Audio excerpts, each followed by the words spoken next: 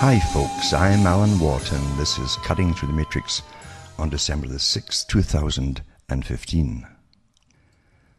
Now, since the COP, which is the Conference of Parties 21, 21st century, is still going on, of course. It's a formality, of course, as I said last week there too. And this is a continuation of last week's to show you it doesn't matter what you think they're doing there, apart from feeding themselves like pigs at a trough, which is always free, paid by the taxpayer and so on.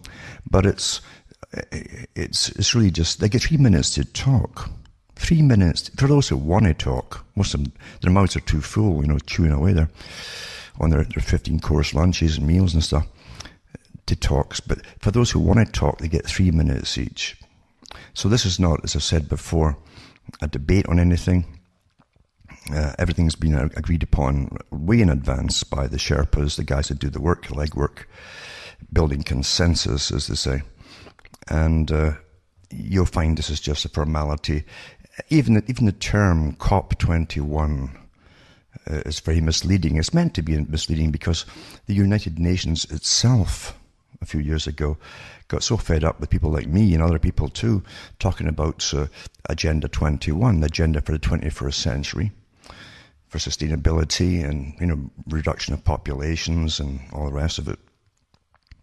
And they changed its name, and then went back to the old name, Millennium Project. So really, this COP21 is just the Millennium Project dash Agenda 21 dash COP21. It's the same agenda, and we're well on the way to it. But what I'm going to show you tonight is how it's institutionalized already throughout your societies, not just through propaganda, which is incessant, of course, even through movies and things, and even comedies, the buzzwords and terms and all the rest of it. But you'll find that it's also institutionalized through all your institutions. Your media, for one, basically, is completely institutionalized through it. Even the BBC, I've read articles in the past where the BBC was completely on board with it, and they put out a statement saying they will push this term, and global warming, climate change, and so over and over until it's institutionalized in our vocabulary, which it basically isn't for most folk. But it's through thousands of non-governmental organizations, all under the umbrella of the United Nations. And they've got various teacher unions in there too, across the world, who've implemented it through the schooling system and curriculums. You've got religious factors involved, where all the religions have been lobbied to get on board with it, and they have done it dutifully too. And you've got it through your local councils, even the tiny little villages too. You still have your mayors are all part of the mayor's compact and so on for this climate change thing, and they're over there as well. It's everything, you see. So we're going through a formality, the COP21, and if they mention it at all on television, for instance, I don't watch TV, so I don't know. If they mention it at all, it means nothing to the general public. What does COP21 mean? A new cop show or something for, what is it? And that's why they call it Conference of Parties. It's so benign sounding, and yet it's a culmination of the agreements to do with sustainability. That's how it all started out way back with Maurice Strong and all the rest of it, with biodiversity and the animals and the Rio Summit and so on. And save the world, save the animals. The Brazilian rainforest is going to disappear, yada yada yada, step by step by step. And then, of course, they hit upon the idea of climate change after global warming didn't live up to its expectations. So it's a whole agenda to control the world of humanity, how we live, what you'll believe. Your indoctrination, through schooling and so on, right down to eventually, as they broaden it all, into voluntary sterilisation and so on. They've already had articles in the paper on that over the years, voluntary sterilisation. And it'd be quite easy to get little martyrs to go forward once they've been brainwashed enough at school, and they'll show off their, their virtue, as they say, virtue signalling and all that, which is like virtue preening. Every politician uses all the right buzzwords and so on, and they're all for this and for that and so on, and they're pro this and pro that. All the correct things, as you well know. Until it's rather nauseous, isn't it? Listen to this prattle of sellouts, basically. You see, we're in such a socialist system already, with massive governments in every country, that all the different institutions that the pharma work to are all part of the same push for the same agenda. It's just one big system, you see. And politicians, and even in your local level, they want to get up the ladder into a federal level eventually, know what to say to be popular, all the political correct things to be approved, and they get their social approval by their displays, their preening displays of virtue. So we're going through this all right now, of course, and this meeting's on right now, and it's really a farce. Just like the big global meetings in the past have been farces. Well, I've read articles for years on the air again to do with the lavish, incredible meals they get. As they talk about austerity for us, you see, austerity. And then the articles that even come out with the prostitutes that we pay for. The tax money goes to pay for these prostitutes, male or female. And they've even had articles in the paper in Canada about it a few years back. Anyway, this is the farce that we go through, this display. And it's a display, the COP21, complete formality. They go there and have a great time and all the rest of it, and their parties at night, and they sign the deal. It's complete formality. It's already institutionalized, and that's what I'm going to touch on tonight, to show you all the different methods by which it's already institutionalized. And regardless, even if you had some rogue character who'd conned his way up there and went to the meeting, and then turned at the last minute and says, I'm not going to go along with this, you see. It wouldn't matter, even if it was a president, prime minister, because it's institutionalized through your state. In Canada, it's a province, and the local levels, and through education and everything else too. And it's still getting pushed ahead through compacts, as they call it. Treaties signed between states in the US and states in Canada. Things like that. Now, I think the one exception they made for the 3-minute talk was for President Obama, the first day that it opened at COP21. They gave him about 15 or 20 minutes to prattle on.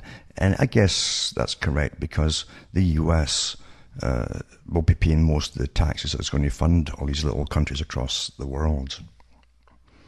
Everybody else is even more broke than the US, but the US is living completely on debt, believe you me.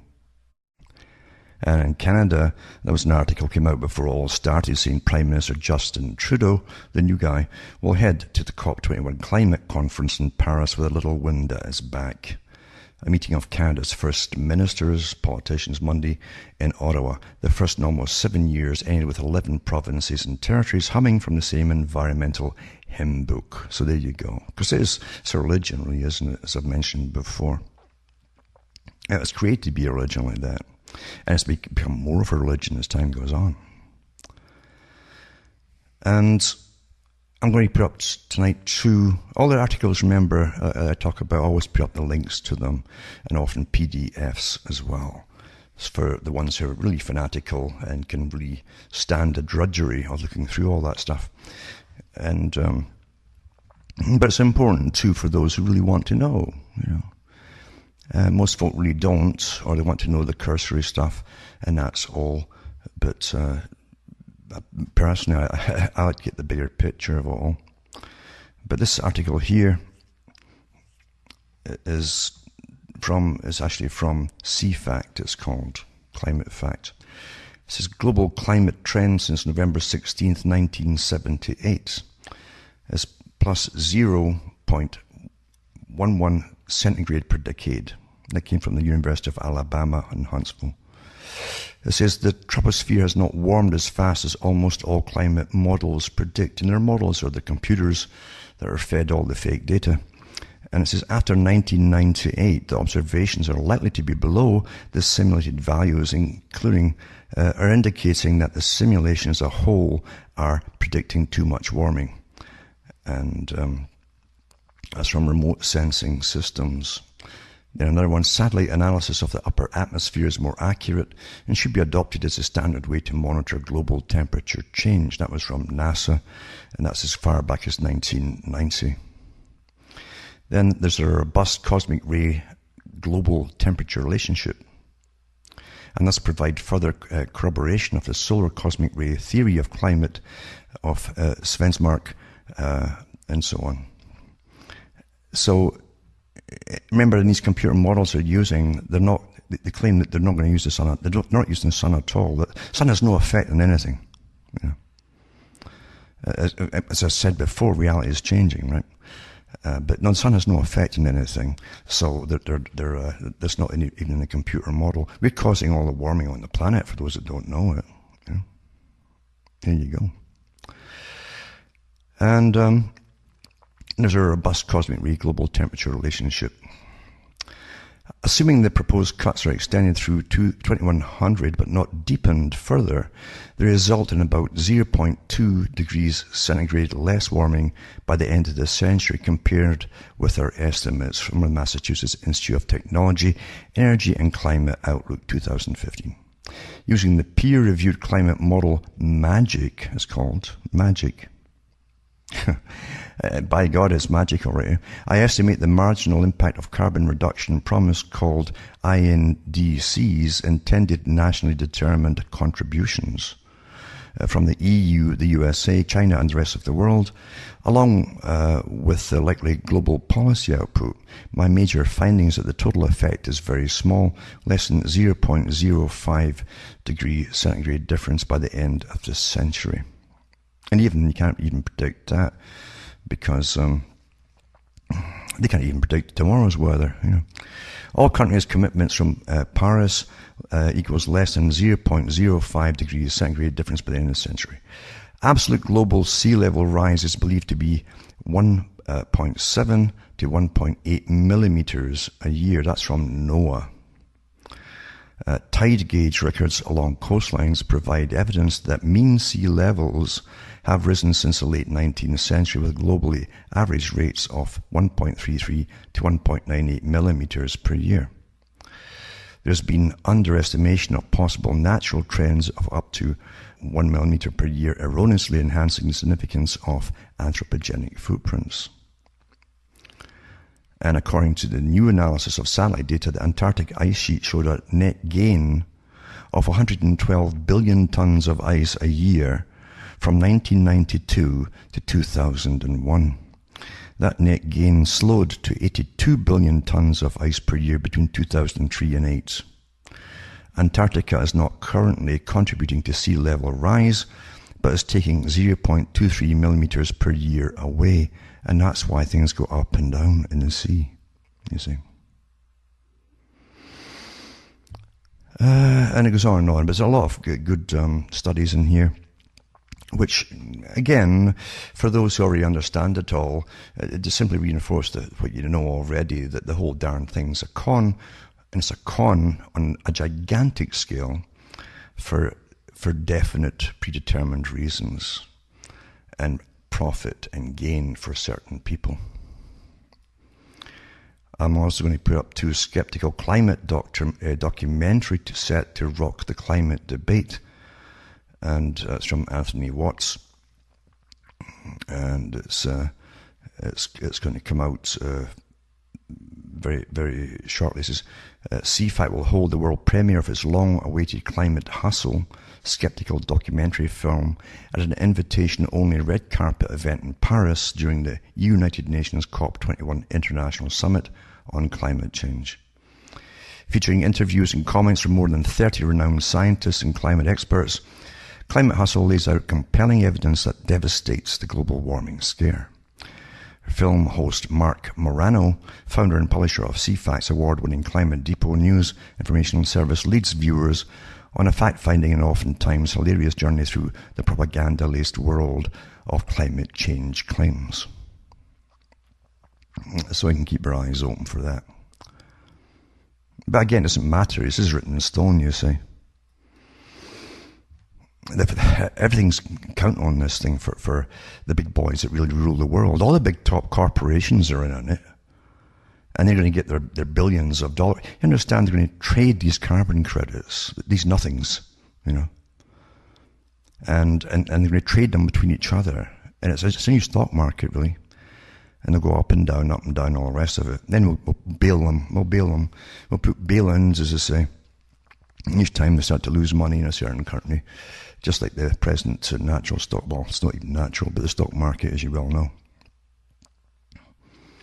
And then the complete rundown for this year's historic COP21 conference.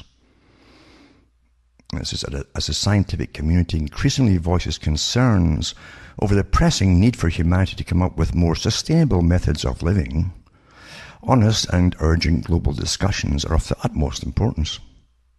3 minutes for a discussion. What a joke, eh? The annual COP21 conference held this year in Le Bourget, France, is one and perhaps the most promising example of a gathering of the world's most eco-conscious personalities who come together to discuss how we as humans could do better by our planet, you see. See, it isn't just in Paris. You've also got these other things going on too with all the NGOs that you help fund through your tax money, and they also get massive funding and direction and their agendas from the foundations, the tax-free foundations. So otherwise referred to as 2015 Paris Climate Conference, unites leaders, governments, officials, scientists and influential speakers from around the world to promote global action for addressing climate change. This year's event takes place in November through December 11th and will include government representation from more than 190 nations. Close to 50,000 participants and international delegates are expected to attend. Imagine what they're going to eat in lunch through there, eh? And all their heating and all that, we all pay for, eh? That's a lot of hot air for you there. It says prior COP events with significant impacts upon history books include the first COP in Berlin in 1995, COP3 in Kyoto, where the Kyoto Protocol International Treaty was first conceptualized, COP11, which introduced the Montreal Action Plan. I mean, you understand, they didn't use the COP back then, folks. They had to make you think we're all separate, different kinds of meetings. And it says COP15 in Copenhagen, COP17 in Durban, which led to the creation of the Green Climate Fund. The Green Climate Fund, you know. And this year's event is also expected to be particularly noteworthy. It's the first time in more than 20 years that such gatherings convene with the express goal to produce a legally binding universal agreement on climate change and sustainability efforts moving forward. If this year's conference is a success, it could mean a world of change that our planet desperately needs. And it goes on to talk about some of them. It says the US has pledged to cut emissions by 26 to 28% by 2025. Some of the most crucial topics of discussion and agreements that could come out of this year's conference center around implementing new and sometimes aggressive policies with the end goal of limiting rising global temperatures to within 2 degrees centigrade. Many are hopeful that this year's undertaking can help foster real, lasting change. We'll have no change left in our pockets at all by the time they plunder us all. And a couple of key political events that will take place include the UCLG World Council. Very important, that. And the World Climate Summit, a global business, finance and government forum with more than 300 high-level speakers that will take place throughout the duration of the conference. These policy-focused events provide an opportunity for government officials and representatives to discuss their respective nations' sustainability efforts on both a small and large scale. And then they have exhibitions on the go at the same time, such as Paris for the Future. It's a movement, it's part of a larger effort that will extend beyond COP21 to reach stakeholders from private, academic, there you go, and non-profit, the NGO arenas, to showcase and present solutions for fighting climate change on an everyday basis. Exhibits will be held in public spaces around Paris, such as City Hall Square and the river banks of the Seine. It's a good place to have it. So if you're in there, I guess you're insane, prattling on about the weather. And we'll illustrate how Paris is taking steps to combat climate change and move our cities forward into the river, maybe. These exhibitions are open to both the general public and COP21 participants. And they've got all listed them. La Galerie is another one. Solutions COP21. And business and innovation focused forums for the guys of raking all the cash from it. And then this one here, the Global Village of Alternatives. Global Village. Remember Hillary Clinton's book, The Global Village? This folk festival and temporary village is meant to provide a glimpse at the human element of COP21, as well as the possibilities for a sustainable world, showcasing alternative lifestyles in public spaces and on the street. Each crossroads, street, or location will display an element of alternative living, from recycling to low-carbon transportation methods. Traffic will be banned from several streets during the duration of the event and will take place December 56 in Montreux. The event is a can't-miss occurrence that offers something for everyone. There you go. You see, that's what it's going to be, your model little village of the future, where you're forced into live in these little sustainable communities. A form of collectivism, you might say. You see, that's really what it is. And there's no democracy in them. It's not meant to be democratic. And on it goes. But I'll put this up tonight as well for those who want to see all the different things that are already up there and running that help push this whole meme, you see. And again, getting back to the Global Village of Climate-Friendly Alternatives, it goes on to say this: powered by more than 500 volunteers and alternative enthusiasts from the world, the temporary village of alternatives will gather tens of thousands of people in the Montreux city centre. Liberated from cars on this occasion, each street or place will be devoted to an alternative lifestyle. An alternative lifestyle, I've heard that before. Visitors will, for instance, discover the relocalization street, the place of sustainable and small-scale agriculture. The low-carbon transportation avenue, I guess to give you a pair of walking shoes, or the recycling and repair square. From street to street, visitors will discover alternative lifestyles and actions from all over the world that are now contributing to a significant decrease of greenhouse gas emissions.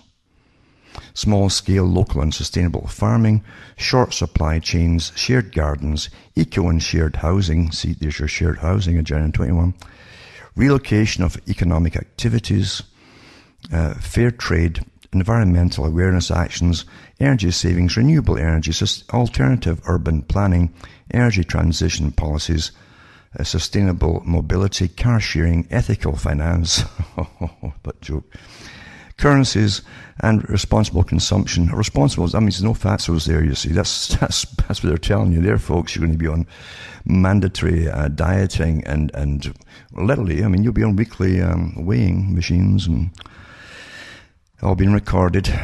Repairing and recycling, waste reductions, zero waste plans, grassroots energy and climate scenarios, work and wealth distribution. I like that. You see, so it really means redistribution. Conversion to social and ecological production initiatives, transition towns. And you thought communism was dead, eh? Mind you, the big fascists at the top that run it all, the CEOs of corporations will be raking it in as you live like austere peasants. And then local to global initiative alternatives will be presented in the streets all day during practical workshops, pedagogical games and exhibitions held under covered stalls or big tops. And each will be invited to explore car-liberated urban spaces devoted to creative alternative lifestyles and actions that contribute to the restoration of our environment and social networks, etc., etc. It's friendly, it's fun, and it's solidarity-based. So there you go. There's your usual stuff. and the Citizen Summit for Climate. There you go. Coalition Climate 21 Climate Forum, and the Federation for Small-Scale Farmer Markets. So there you go, eh? Isn't that just wonderful? Isn't that going to be a beautiful utopia, eh? Isn't that just great, that? I wonder if Disney's involved with this. Now, another one too is to do with Alternativa, a citizens' village of alternatives where individual, collective, local and systemic alternative solutions to climate change and energy crisis are promoted. And it gives you the goals. And spread the message of climate emergency. Oh, it's an emergency, I didn't know that. I had an emergency though, I think last year when my umbrella, because it was awfully wet, my umbrella got holes in it. It says, raise awareness amongst the general public and elected politicians. Well, they're all on the take for it anyway. They all know it's PC if they want to get up the ladder. And it says the necessity to rapidly and readily cut greenhouse gas emissions. Highlight the dramatic consequences of not reaching an ambitious, effective, binding and fair international agreement on climate change.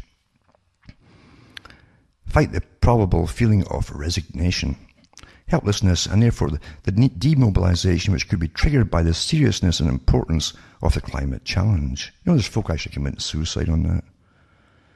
It was 2 or 3 years ago, a couple did it. It was in the paper. The future looked so depressing to them. When you'll all be living in deserts and stuff, and roasting, you know, frying in the sand. So they kill themselves. That's how it can affect some people, this propaganda. Fight the probable feeling of resignation and so on.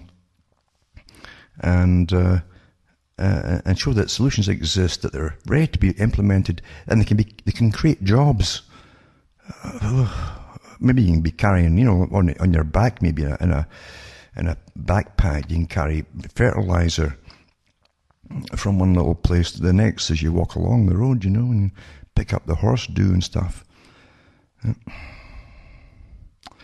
Call on everyone to implement without delay the necessary social energy and ecological transitions in order to avoid the deep and irreversible consequences of climate change. Repetitive climate change. Climate's all, the weather, you know, weather on the news was always about climate change. You could be sunny one day and rainy the next. Boy, I thought, this is a beauty, isn't it? What a mind-bending job this really is, this whole thing. And they go on about geoengineering in it, and the carbon markets, of course, for the big boys. Do you know your governments give them, the CEOs, the corporations, they give them millions of dollars worth of free carbon credits to start off the trading. They did it all across Europe too. You the peasant, get nothing, of course. You just pay for it all, but they get that to start it off. You know, money for nothing and your kicks for free. So I'll put that up tonight as well, and I'll also put up a PDF, an Alternativa. I'll put that up tonight as well. But you're surprised just how everybody's on board with it. It's taken years to get them all up and running, you see, all these things. And again, to institutionalize the agenda through all phases of society and institutions of governance, as I like to call it. Another article here, climate justice pilgrims begin 200-mile journey from London to Paris. And I got the religions on their pilgrimages to Gaia, I guess, you know. Yeah. And of course they started years ago getting all the top, you know, pastors and religions on board with this, and then the pastors preach to their flocks, and the flocks go, bah, and then they say, okay, and they go along with the agenda, you see. This is around 50 pilgrims have set off from central London this morning to the start of a 200-mile journey to Paris. I hope they're walking, because I don't want all that greenhouse gas coming out of them if they're not, you know. or at least take the jet or something, where they will call on world leaders from 190 nations at the UN Climate Change Conference, COP21, to agree a fair, ambitious and binding agreement on tackling changes in the weather. The London to Paris pilgrimage, organised by the Church of England, Anglican Church, and Christian Aid, Tear Fund and CAFOD, is one of a number of similar pilgrimages taking place throughout Europe as churches continue to put pressure on global politicians. See, they used everybody, you see, to achieve a good deal for the world's poor. And of course, it's got nothing to do with the weather. And a lot of the left-wingers have been sold an idea, well, you'll get all that tax money coming into the UN and they'll redistribute the wealth across the world to the poor. And it ain't going to go there, folks. You know, it's all going to go through Al Gore's trading, carbon trading thing, and into the Rothschilds 1-2 in Switzerland. I read the articles a few years back on that, to their personal bank, and so on and so on. And to get you into austerity, actually, until you're really poor. But they won't call it that. No, you're not poor, you're just austere, you see. We walk in solidarity for climate justice for the world's poorest and most vulnerable. We're all aware of the impact of climate change, and we can't be the first generation to not only turn away from our responsibilities to protect the planet. The Church of England's lead bishop on the environment, the Right Reverend Nicholas Holtham, Bishop of Salisbury, told the pilgrims and a congregation of supporters at a service in St. Martin in the Fields, Trafalgar Square, before the pilgrimage got underway. These 50 pilgrims are highlighting the need for those involved in the climate change talks to reach an agreement that moves us towards a fairer, low-carbon future at Paris and beyond. This is last month, a different group of pilgrims set off from Rome to Paris in a pilgrimage organised by the World Council of Churches. That was set up by Rockefeller, years ago, to bring all the churches, to basically standardise all the Protestant churches and give them all the same indoctrination until there's no differences really amongst what they're prattling about. It says the Lutheran World Federation and ACT Alliance. Earlier this month they reached the WCC's Ecumenical Centre in Zurich, Switzerland, where they held a panel discussion about the approach that faith communities are making to COP21. Well, why just use a Skype conference, for God's sake, and save all that CO2 getting burned by their jet fuel? All panelists agree that COP21 will just be a relevant milestone in the longer journey for climate justice. We're going about climate court, folks. Eh? You're going to get judges in charge of invisible gases. But we always knew they were full of gas to start with, didn't we? And then they prattle on and on and on about how they're going to mobilize the masses, basically, through the centre of Paris and so on, ensuring the church has a strong voice and they're around the talks. After months of hard work, talk about fasting and all the rest of it. Well, that's going to be a big difference, as they fast. After months of hard work, we're now on our way. James Buchanan, organiser of the London to Paris pilgrimage, said, "This month's service is a reminder of what's at stake at the upcoming UN Climate Change Conference. There's no planet B, so please do join us in the journey to Paris for climate justice." All these terms dreamed up by the marketers. Pilgrims will be staying in churches and in the houses of church members along the route, following in a centuries old tradition. What a joke, eh? What a joke. Another one too about this similar topic. Pray and act, call for the climate justice. The lead up to UN's climate conference Paris, join the growing call by people of faith for climate action. You see, I've often wondered,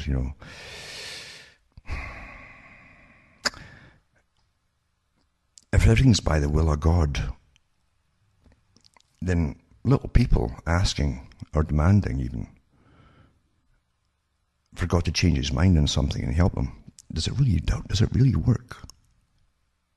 You see? Because if after all it's predetermined, then are you going against God by telling him to change it all? And why won't God change it all anyway, if he wants to? You see? But you see, today all these churches are not churches at all, these Christian ones especially. They're social clubs, folks, where folks of similar, often class, like to go and meet each other and their little club, basically. And they're all preaching happy gospels. Happy gospels. They don't want bad news. They want happy gospels, you see. And, well, what can you say? Eh? According to the COP21 website, world leaders will work to complete a new international agreement on the climate, applicable to all countries.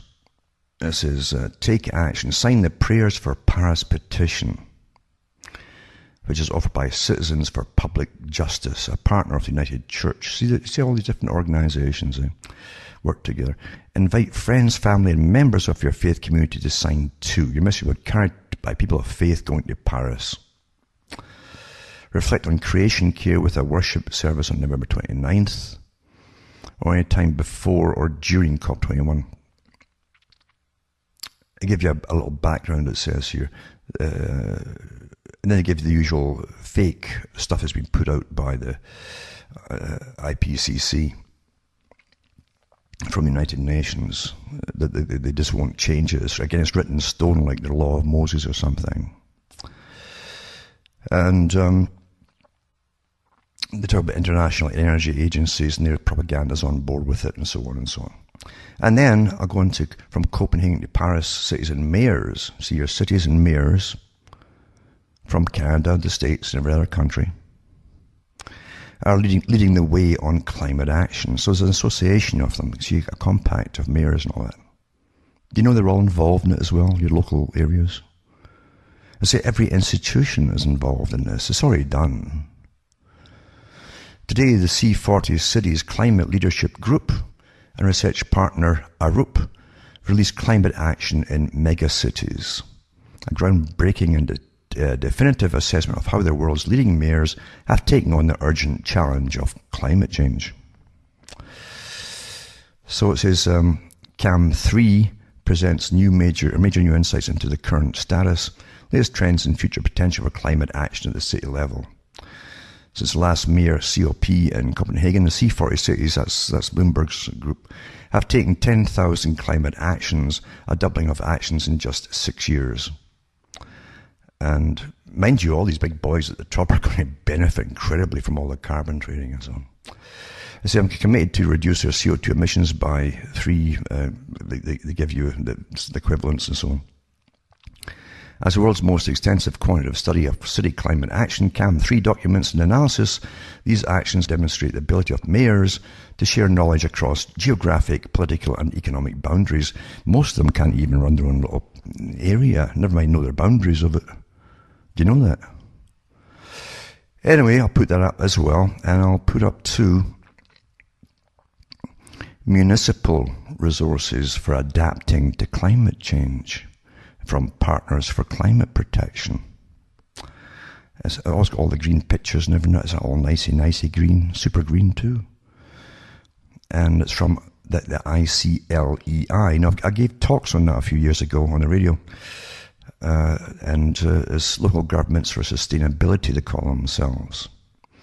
They kind of grafted themselves on all your little local governments for towns and cities and all that.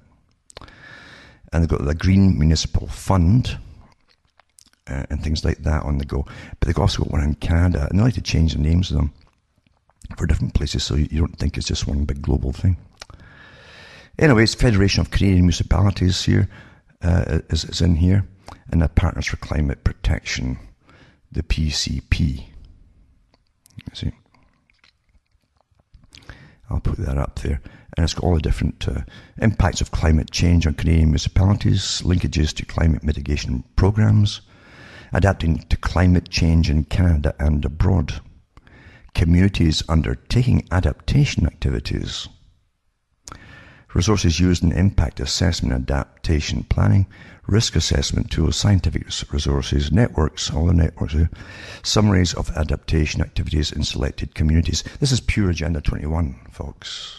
You see, and under the guise of the weather, you see, weather changes. It's a good PDF, but I will show you, because what this one shows you, even for Sudbury, little place near me, is across the whole country in Canada and in the States as well. It's exactly the same program, you see. And it gives the explanation of what exactly they're supposed to be. It's the Parts of Climate Protection Partnership between the Federation of Canadian Municipalities and the ICLEI. You see, Local Governments for Sustainability. PCP is a Canadian component of ICLEI's Cities for Climate Protection campaign. Involves more than 900 communities internationally. There you go, international. In Canada, over 180 municipal governments. These are municipal governments are involved in the PCP program, which uses a 5-milestone framework to guide communities in assessing and reducing greenhouse gas emissions. Did you vote for any of these groups? Did you? And it says municipal officials have expressed a need for more information. No, they've been approached, you see. Resources and tools on climate change adaptation. I can adapt to it, you know. When it's freezing in the winter, I put on extra clothing. And in the summer, I have less on, you see, because it's kind of hot. And if it rains, I put on a raincoat and rubber boots, you see. Things like that. So I've already adapted. But again, every generation before me for thousands of years has adapted pretty much the same way, if they could afford the raincoat. So that's one of them. And then I put up even one from the Department of Defense, and the 2014 Climate Change Adaptation Roadmap. Oh, wow. You know, we should petition our governments to get the same rain gear, and winter gear for that matter, as the military get. I mean, they put on the rain gear, and it doesn't rip when you raise your arms up like the cheap stuff that we have to buy from China, you know. They get the better Chinese stuff, much thicker, and there's fabric in it, so it won't rip, you see, when they raise your hands up to do some kind of work or something. And when you put things in your pockets, the seam doesn't fall away in the second day, or maybe even the first day. Is that asking too much? Never mind their winter clothing, eh? Whoa. But I'll put this PDF up too from the Department of Defense. And of course they bring all the problems of the world onto the global instability and extreme weather events, and they bring on pandemic disease and disputes over refugees and resources and destruction by natural disasters and etc. Hunger, poverty, conflict. All the movies that have been churned out for years are in this Department of Defense PDF. And that's why they churned out all those movies, to prepare you for all this stuff, you see. The nonsense. All the nonsense. And again, too, they're actually saying it could even cause terrorism. Yeah. And things like that, eh? It could just make you do strange things. That's why Bill Clinton had all these different women, you see. It was the weather made him do it, you see. Things like that. And I love too how they have it's quite funny. Some things just make me crack up. But it says here that it's a threat multiplier. You see, the weather's a threat multiplier, and it's a cause of terrorism for sure. The weather, you see. And a changing climate will have real impacts on the military and the way it executes its missions. It could be called upon more often to support civil authorities. Well, we know that's going to come with austerity and folk get a bit hungry. And it says here, where is it now? Oh yeah. Well, scientists are converging towards consensus on future climate projections. From the same computers fed the fake same information. Uncertainty remains, but this cannot be excused for delaying actions. Every day our military deals with global uncertainty. So does the public. Our planners know that, as military strategist Karl von Clausewitz wrote. I love how they always insert these things, because they get folk to do biographies and that, and they put in fake statements by people. And what he said supposedly is, all action must, to a certain extent, be planned in a mere twilight. It's in this context that the Department of Defense is releasing a climate change adaptation roadmap, you see. And our first step is planning for these challenges to identify the effects of climate change on the department with tangible and specific metrics, using the best available science. Well, you won't get it using these computers with the fake information on them that they will not add anything else into, like the sun and the impact of the weather from the sun. And this article too. Here's one, the Rural Climate Network are also at Paris. All these groups I mentioned are at Paris, you see. It's already a done deal. The ideal for the Rural Climate Network was born at the 2011 National Rural Assembly. Did you know you had one? During the conference, a climate change working group formed in response to the lack of collaboration among rural communities regarding climate change adaptation and mitigation. See, rural communities are more sensible. They're not living in this neurotic hyperness of the city, you see. So you can actually think and reason. So because they wouldn't go along with it, rural communities, this went over their head, you see. And they formed this fake working group. And it says, rural natural resource dependent communities are particularly vulnerable to the effects of climate change. Like, tell farmers for thousands of years that's been any different. As they're often the most closely linked to natural ecosystems for their economic, social and environmental well-being. The Rural Climate Network is intended to foster collaboration. See, you need us. That's what they're telling you in the rural folk. You need us. To foster collaboration that will eventually get at the complex issues that create rural injustices. The Rural Climate Network advances practical strategies to adapt to and mitigate the current and anticipated effects of climate change across the nation. They pad everything with nonsense, don't they? They can't get to the point. But that's what they do, eh? Like, you almost tell what's been written by a bureaucratic mind. It says the work connects rural leaders in order to generate and respond to state and national climate change policies. The goals: to provide a venue for broad cross-sector collection of rural voices and organizations. Again, this mass organization thing. To work together to define and respond to climate change policies at state and national level. To ensure that rural voices become a leading force in the development of climate change policy and solutions in their communities. No, they pick the leaders, you see. This is the Soviet system, folks. And the Soviet system meant rule by councils. And on the face of communism, every group, if you were a farmer, you were in your farmers group. If you were in a factory worker, you were in your factory workers group, and things like that. And they all had little councils appointed to them, not by them. And the leader of the NGO, basically NGOs, you see, the leader was appointed by the Politburo at the top to say what the Politburo wanted to hear. And this is exactly the same system. It's new and improved communism. To ensure that any market-based policies developed actually contribute to greenhouse gas emission reduction and provide real benefits to rural residents and their communities. To promote changes in legislation that will assist rural communities in developing adequate responses to the current and anticipated effects of climate change on their communities, surrounding landscapes and natural resources. To engage the next generation of rural leaders in a dialogue about climate change and ensure their perspectives are informing. In other words, you're brainwashed, to make sure that you're properly brainwashed, and included in state and national policy recommendations. And then they go to the grassroots networks, all the usual terminology. Activate a network of organizations that can promote progressive climate policies, laws, rules, regulations, rules.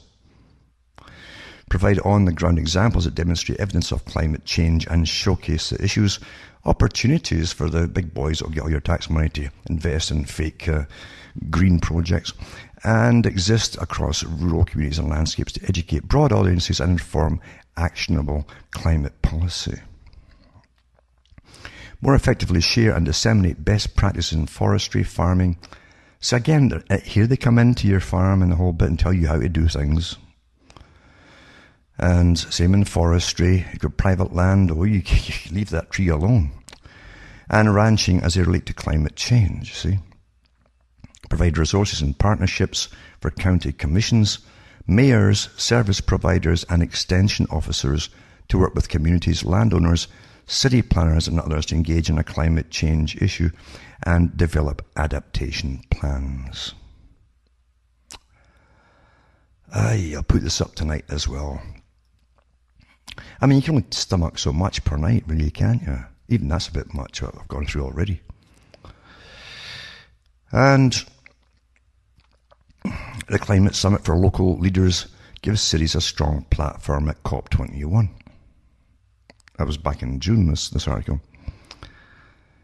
And it goes on about the Mayor of Paris, Anne Hidalgo, and Michael R. Bloomberg, the UN Secretary General Special Envoy for Cities and Climate Change, announced they will co-chair the Climate Summit for local leaders.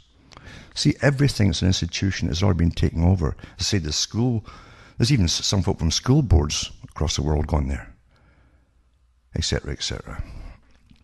And their children, the school children. A show for the public to watch on TV.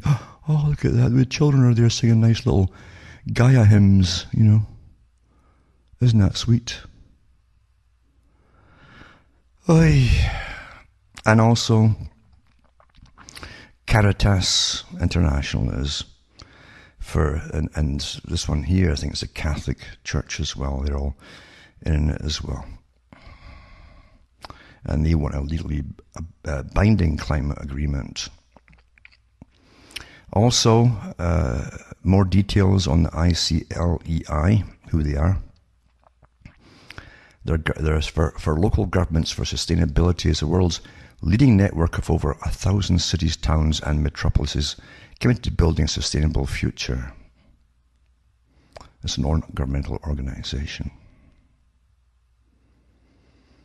But massively funded, obviously. Yeah. And they go on about their usual sustainable future. That also means depopulation for those that don't quite get it, folks. This is ICLEI's first global programs were Local Agenda 21. You know, think global, act local, and then act local, think global. A program promoting participating governments and local sustainable development planning in cities for climate protection, etc., etc., etc. I'll put that up tonight as well. Federation of Canadian Municipalities. Now, I use Canada, they can use it across the States and Britain and every other country in the world. Because it's all the same organizations, folks. So your little municipalities are all on board with it too. And it's got Union of Canadian Municipalities and Dominion Conference of Mayors as well. The merger of mayors with it as well. And local government organisation, their legal status is non-profit corporation. So anyone who you elect should not be involved in this, folks, unless they put it out to you first. You're the taxpayer, not the non-governmental organisation. You are the taxpayer. It's supposed to represent you. And it's informative as far as how many things are on board with them, of course, as you all know. And look at some of its history there as well. I can read that for yourself. And then FCM joins official Canadian delegation to COP21 climate conference in Paris. As Canadian municipalities will play an important role as leaders from around the world gather in Paris for the COP21 conference. The Federation of Canadian Municipalities will officially represent local governments as part of the Canadian delegation during the conference taking part from November 30 through December the 11th. Municipal representation on the Canadian delegation also includes the mayors of Vancouver, Montreal and Toronto. Canadian local expertise and display, etc. It shows you all that stuff. and gives you more of the agenda, the one agenda, which they've all sworn to, obviously. And then there's the Green Municipal Fund as well, for those who don't know that there actually is one. It'd be quite interesting for you to go through all that too, if you really want to know more and more about it. And for this week, lastly, it'll be FCM Partners for Climate Protection. Partners for Climate Protection, PCP programs, a network of Canadian municipality governments that have committed to reducing the gases and so on, and acting on climate change. Since the program's inception in 1994, over 250 municipalities have joined PCP, making a public commitment to reduce emissions. PCP membership covers all provinces and territories and accounts for more than 65% of the Canadian population. And it's just the Canadian component of ICLEI, Cities for Climate Protection Network. I think they've changed their name to CCP now. That's ICLEI. After the last outburst from the public, after folk like myself and other folk complaining about what they're up to in the US and elsewhere, and they actually backed off one of their massive projects, this non-governmental organisation that's helping to rule your lives. You know, back in the Cold War days, I hate to call it Communist Party, but the Communist Party of the West had hundreds and hundreds and hundreds of front groups who didn't know, some of them, that they were a front group pushing the ideals of communism. And a lot of the churches were involved as well. I mean, nothing changes. But the thing with that was it showed you the incredible power of planned and taught and expertly taught organization, how to organize. When they went to a different area, they'd organize. And this is just the transformation, the same system, often by the same people, definitely at the top, because the West created communism for the Soviet era. And it's the same folk running it with the same systems, folks. Same folk. And it works awfully well. But again, it's very deceptive because so many of these NGOs sound so official. That's why they use official sounding terms, but they're private and they're NGOs. You see? So, but when it sounds official, you transfer your power to them, think, oh, well, I guess they're government. But no, they're not. No, they're not. So don't be misled by things. Think for yourself. And remember, too, I've got even more from years ago on the January 21 program in more detail. Back in the archive section of cuttingthroughthematrix.com, and you'll hear many talks on it too. It's kind of boring, of course, and it's repetitive, I know, but you're going through the massive changes now where it gets signed into law, and they're going to implement it very, very soon, step by step by step, and drastic changes are coming your way. They've said that already. Drastic changes on the way you live. And you won't be too happy about that, believe you me. So, yep. And another thing you can do too is when you're using the archives at cuttingthroughthematrix.com, you could help send a couple of bucks my way, folks. It would certainly help. And there's books and discs there to buy as well at cuttingthroughthematrix.com, and the page on how to order, and that is all explained quite effectively and simply. So from Hamish, myself, from Ontario, Canada, it's good night, and may your God or your gods go with you.